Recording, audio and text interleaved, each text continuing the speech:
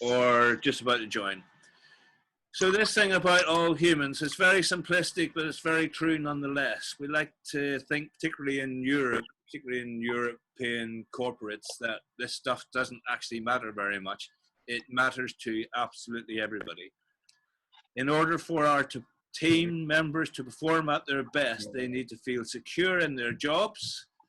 They need to feel valued, and it doesn't take much to make people feel secure or valued. And they need to feel of value. Because if you undermine the first two, and this happens in West African institutions a great deal, that security is undermined, you never get people performing to their best value. This links in with millennials and what people say about millennials. I'm personally very positive about millennials. And Trudy and I have had many conversations about this stuff. The way millennials see these three is slightly different from the way us old fogies see these three. But nonetheless, if you can show a millennial where their value is and how they can be of value, then you'll get a great deal out of millennials. I'm going to kind of rush on a bit.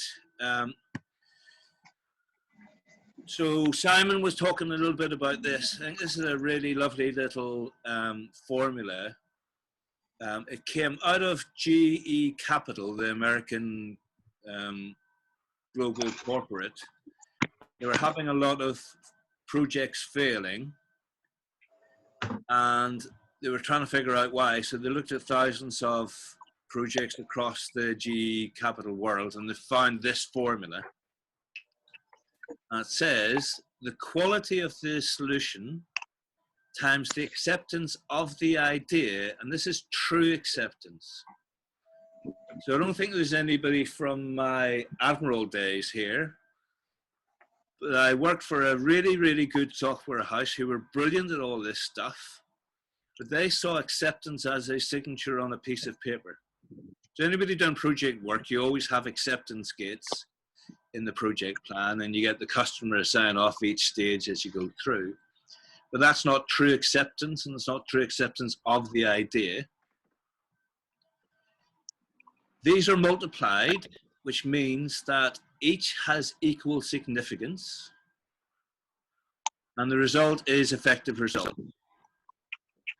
So pretty well every time you are not seeing effective results, the first inclination is to go back to Q. Well, the quality must be better. We must improve the quality. But actually, more often than not, you're not getting effective results because you haven't got true acceptance. And this links back to the change curve.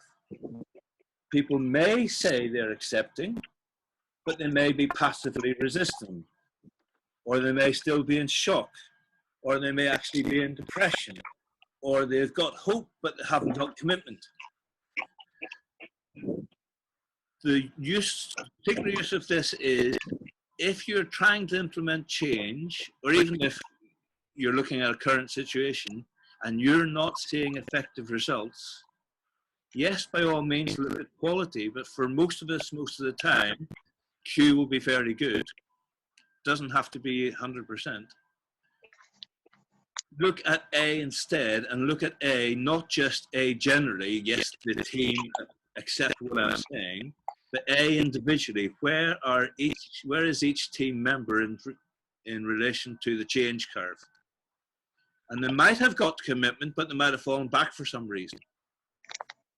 Very simple example from commercial world is, for us old fogies, the VHS versus Betamax battle. Betamax won the quality battle, but didn't win the acceptance battle. So VHS became the standard for videotapes.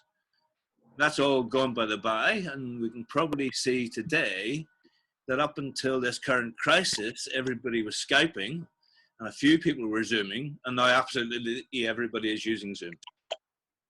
I just gained that acceptance because it's able to do what we need in the current situation.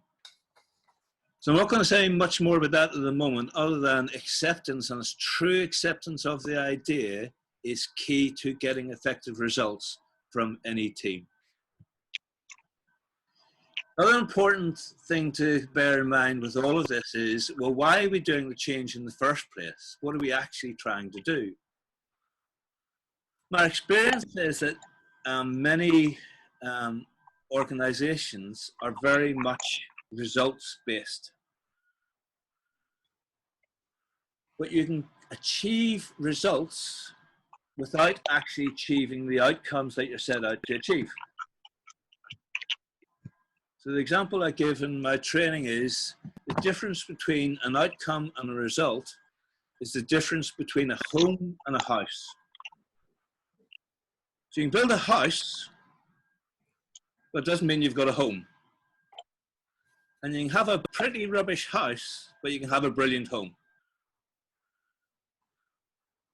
So we can achieve, and many organizations achieve results and focus on those results, but then get lost because they haven't understood that's the outcome that is the more important thing.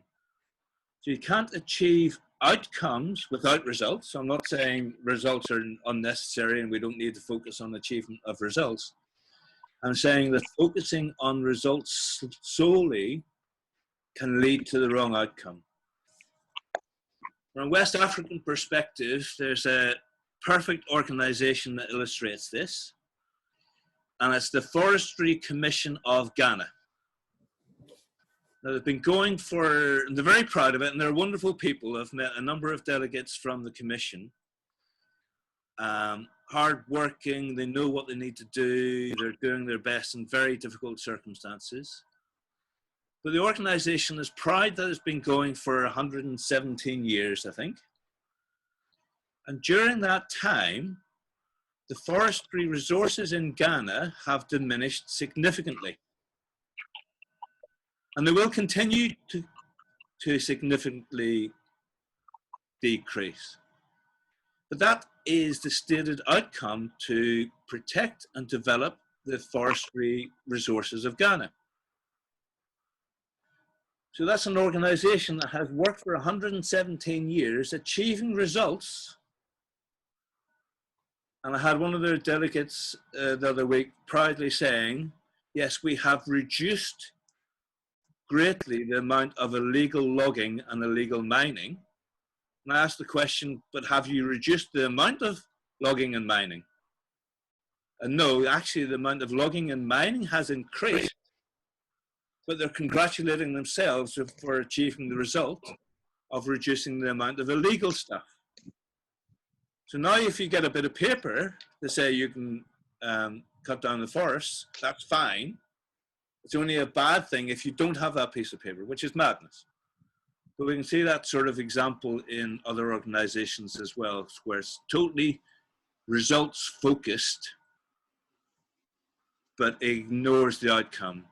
We build houses as organizations, but we're not always so good at building homes. And the reason is easy. It's very easy to measure results.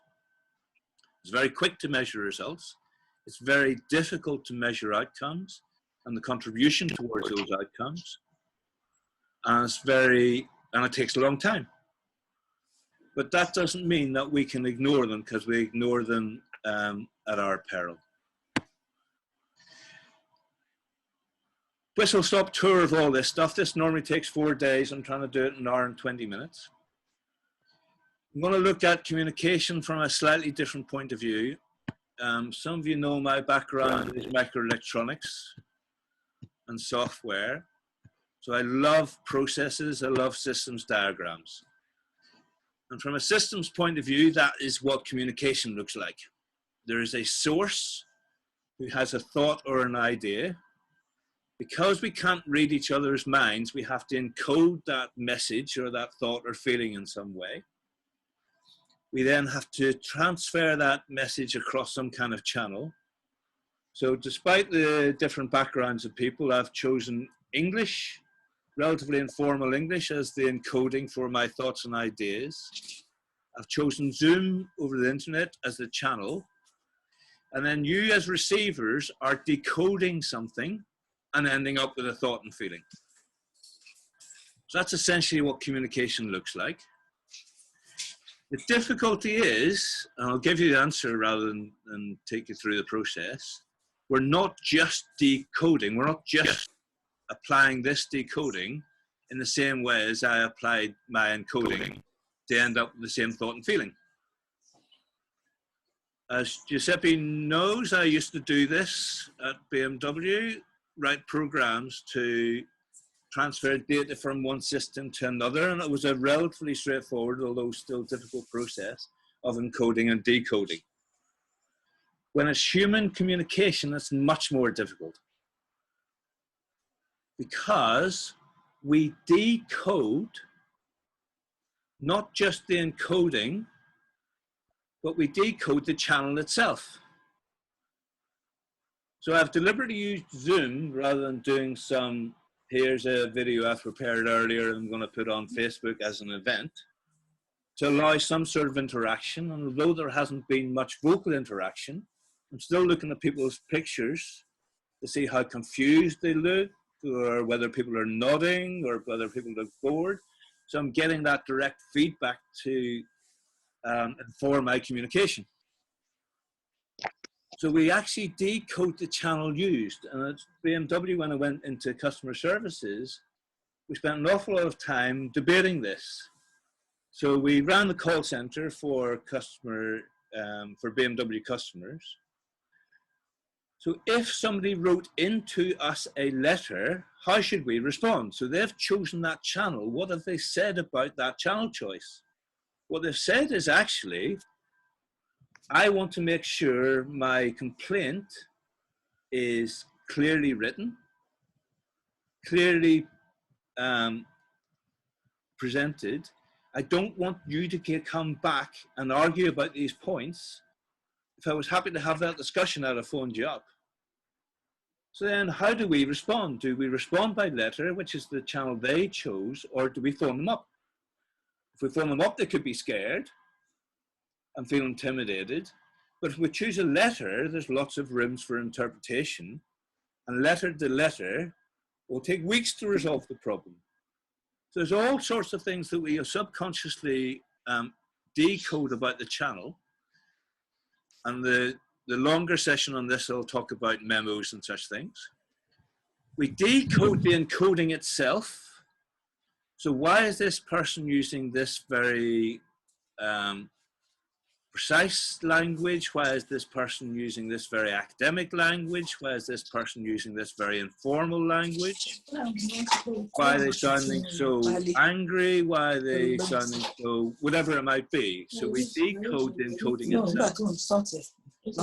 But most importantly, and somebody's making noise in the background, if you could mute yourselves.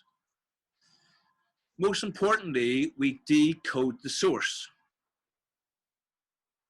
This is what Boris Johnson was doing because he became Prime Minister with this persona that he was projecting, and suddenly that persona did not make sense when dealing with a global health crisis. He had to actually change how we perceived that source. Tony Blair in the UK and Alistair Campbell were particularly adept at this.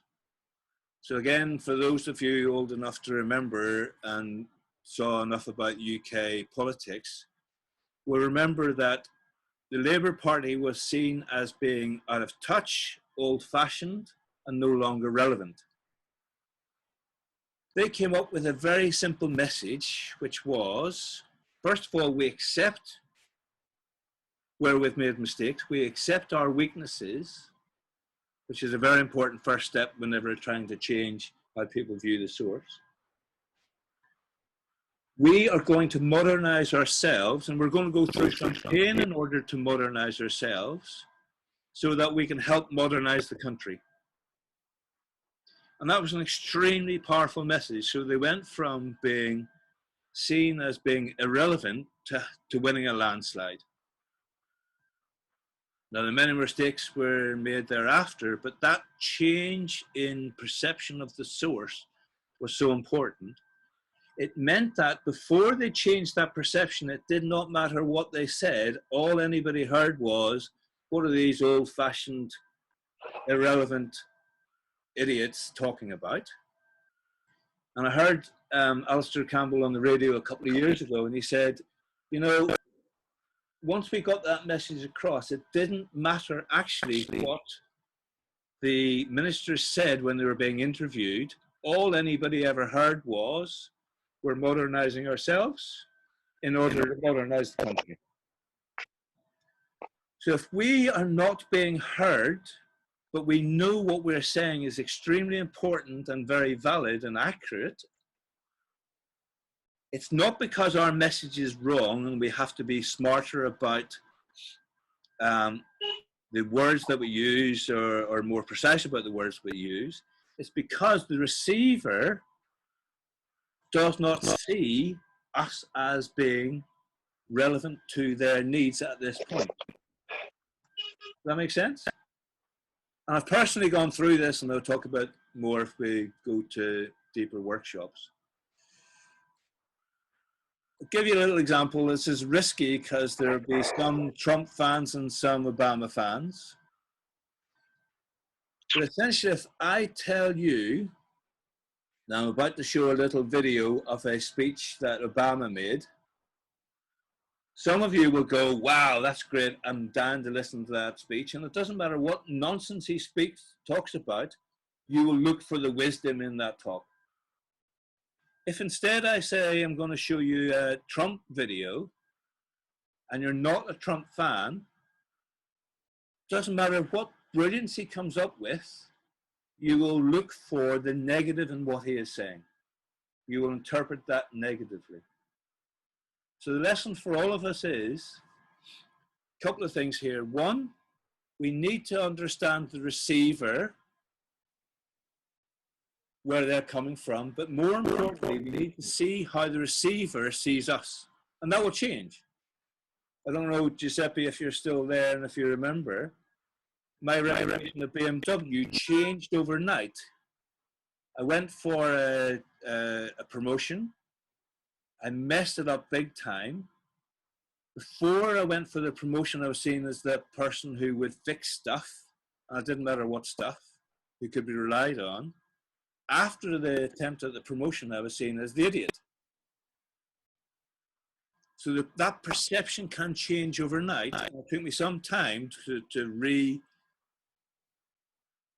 readjust how people saw me in that. This sounds quite complex. The easy thing is with the feedback loop.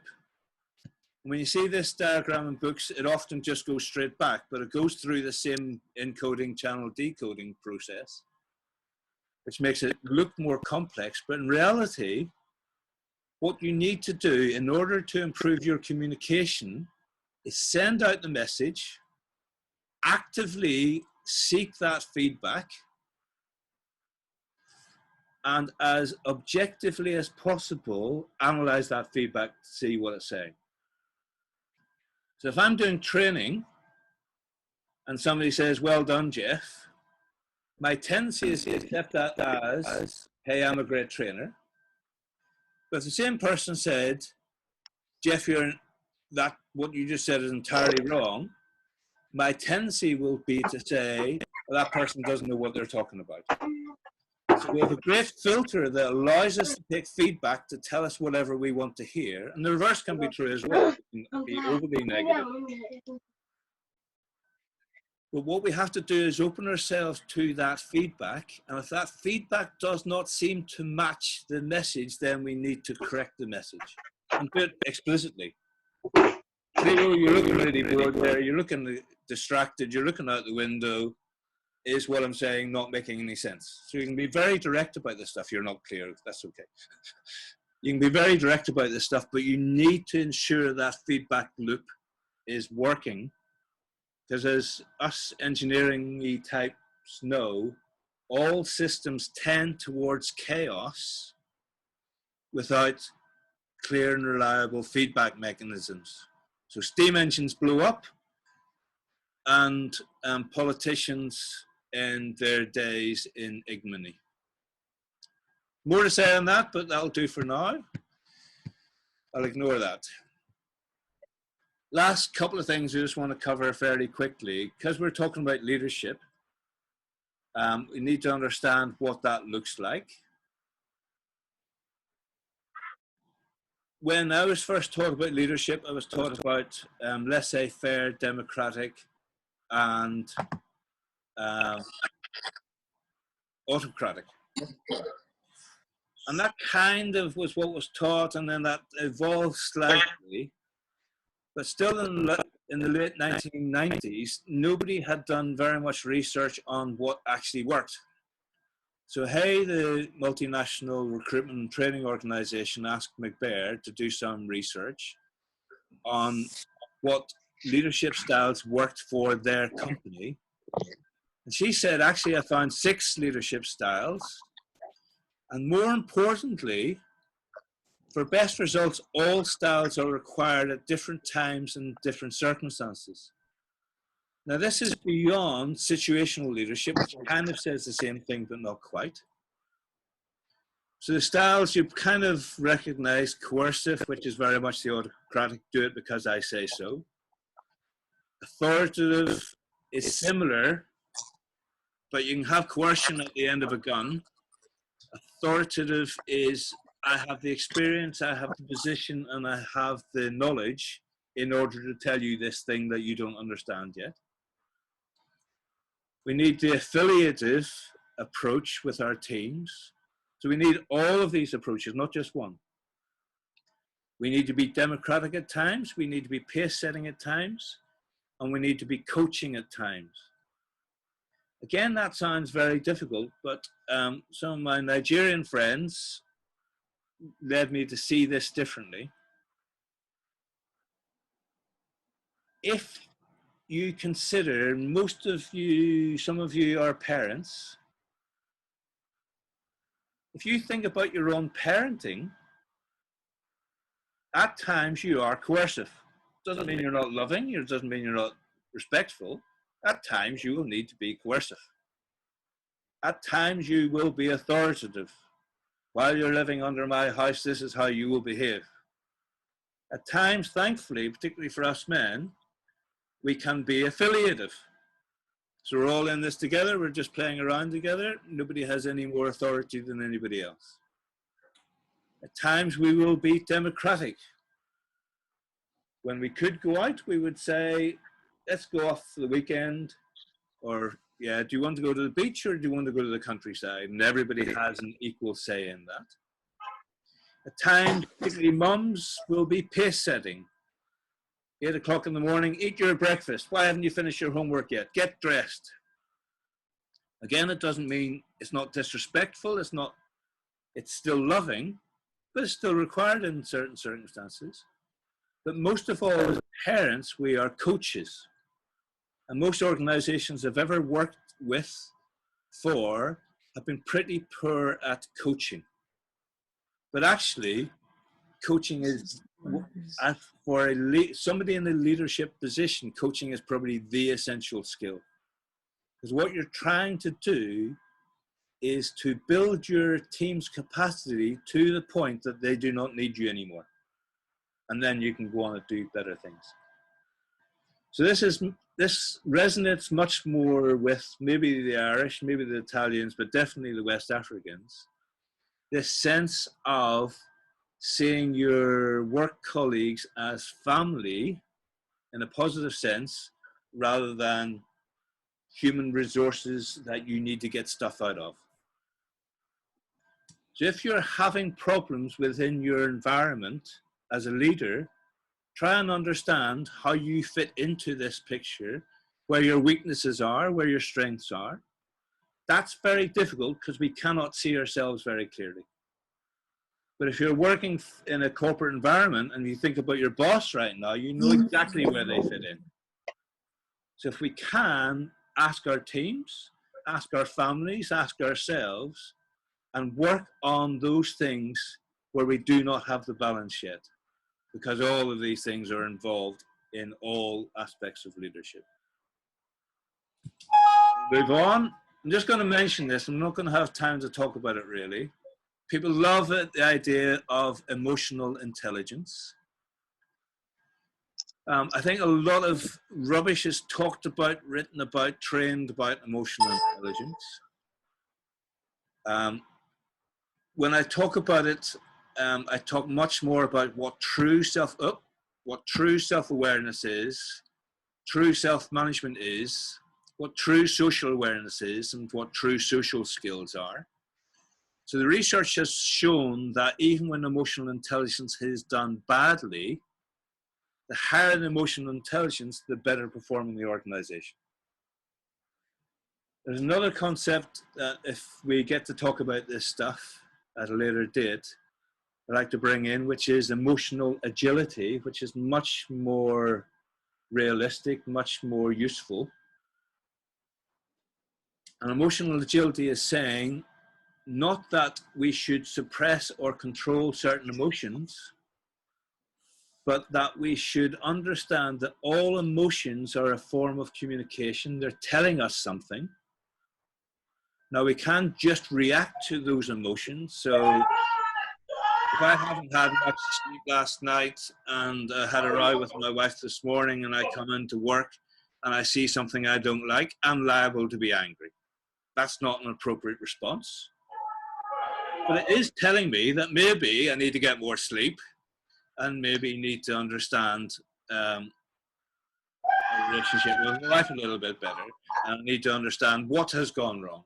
So emotional ability is much more about stepping aside from the emotion, not ignoring it, not trying to suppress it, but understanding what it's trying to tell us and understanding how to respond appropriately.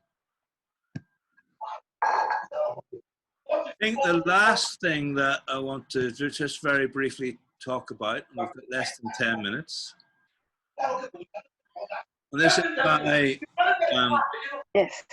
is my favorite subject of anything.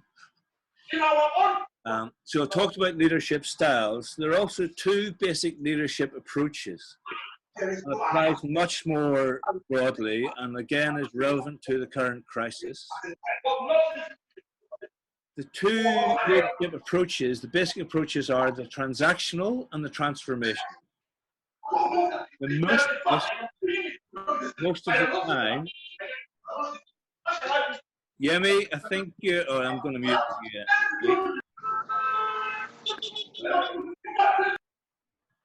I've just muted Yemi. So most of us see, the world works on a transactional basis most of the time. So that's what we see as absolutely standard. The transactional is, I do, you do in return. It's characterized by the contract, the job description, the monetary transaction, whatever it might be. Again, without meaning to criticize or highlight any individuals, Donald Trump is Mr. Transactional. He is the deal maker. He sees the world in terms of I do, you do in return. And he characterizes that as I have done too much, you will do more in return. The transformational puts the vision first, the outcome first. What are we actually trying to do? How do we work together to achieve this shared outcome that we're trying to achieve? Oh, I've just muted somebody who may or may not have been talking to me. Just a moment. Yes? Hello there. No? Okay. So Obama epitomized the transformational. So Trump says America first. Obama said, we're a great country because of our diversity. How can we maximize the greatness of that? So what is the vision? What are we trying to achieve? How do we work together to achieve that? So in the workplace, this is probably the key difference between a motivated team and a non-motivated team. And not a transactional team is there for the money. And there may be status rewards and other rewards, but essentially it's, I will do as long as you do in return. A transformational team will work beyond the normal rules and constraints to ensure that the outcome is achieved, and will put themselves at great risk to ensure the outcome is achieved. Now, relating it to the current crisis, there is a very clear outcome. We do not want people to die in bigger numbers than we can help. So it's not I do, you do in return, except in as far as the UK approach to the lockdown, there started to be a little bit of this transactional, where people were starting to drive more and congregate in parks more and go to beauty spots more.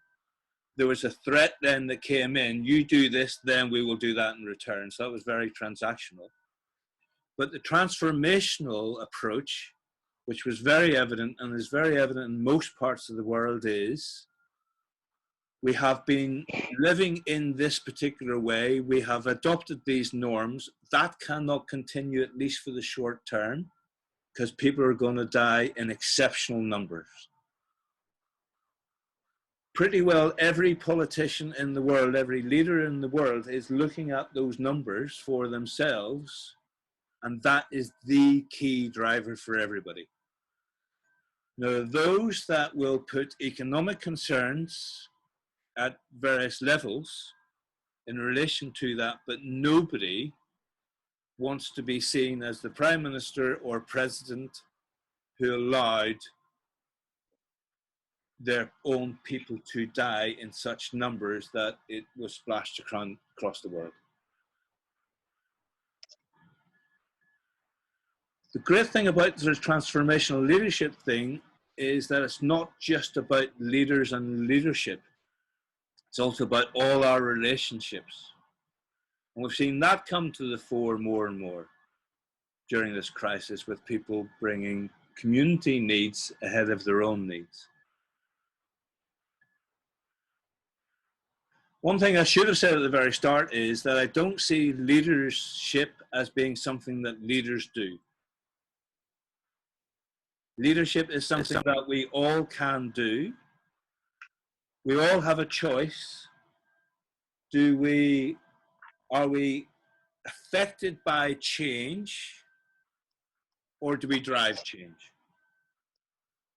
Are we resisting change, or are we driving that change? If we're driving that change, and it doesn't matter who we are, it doesn't matter what our status is, it doesn't matter what our circumstances are, if we're driving that change, then we are leaders. Okay, I'm going to stop there. Any questions at that point? I said initially that if people want to, so this has been a real whistle-stop tour, very high level, very fast, normally takes 4 days. If there is interest, and you can either tell me your interest or not now, or put it onto the Facebook event page. Is there any interest in having deeper workshops? So just look at communication for a couple of hours, or just look at leadership styles for a couple of hours, or decision making or problem solving, or whatever you might want, then tell me about that interest and be fairly precise. I would need to start charging for that, but as I said, I'll keep those charges to a minimum. And if anybody comes to me and says, I'd like to join, but I really can't afford the $5 for the session, or whatever it turns out to be, I would not refuse anybody entry. But if I'm going to commit time to this, then I would need to start charging. Okay, over to you. Thoughts, questions? We've got 2.5 minutes. I have a question, Jeff. Yeah. And it's about you mentioned it, and about how you had an experience of it yourself, and Yep. about people's perception of you. Yeah. Whenever you're trying to communicate. So I suppose I'm in here predominantly because I'm a trustee on the board of an arts organisation. Yep. And I find it really difficult. We have a very autocratic chair. Yeah. And it's very difficult to be listened to, no matter how much sense you might be talking. Yeah. And I feel that I've got a this person in particular has a perception of me. Yeah. How can I change that? Okay, well, a couple of things. What you will tend to try to do is talk more sense. But the truth is they are not listening, so it doesn't matter how much sense you talk, so forget that. The first thing I would do is go back to, and there's another slide on here which I haven't got to and I won't do, is how people react to each other. It's called transactional analysis from the book I'm Okay, You're Okay. But essentially it sticks with does the other person feel secure? Why are they being autocratic? If I feel secure, I don't need to be autocratic. If I feel that I need to be autocratic in order to maintain control, then I will be autocratic. So first of all, ask yourself of them, do they feel secure? And if they don't, your first task is to make them feel secure. Because if they don't feel secure, and it doesn't matter how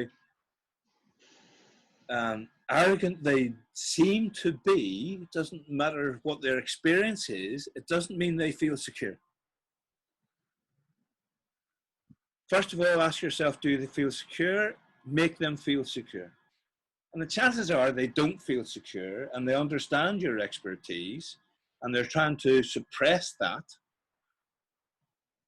Second thing is, do they feel valued?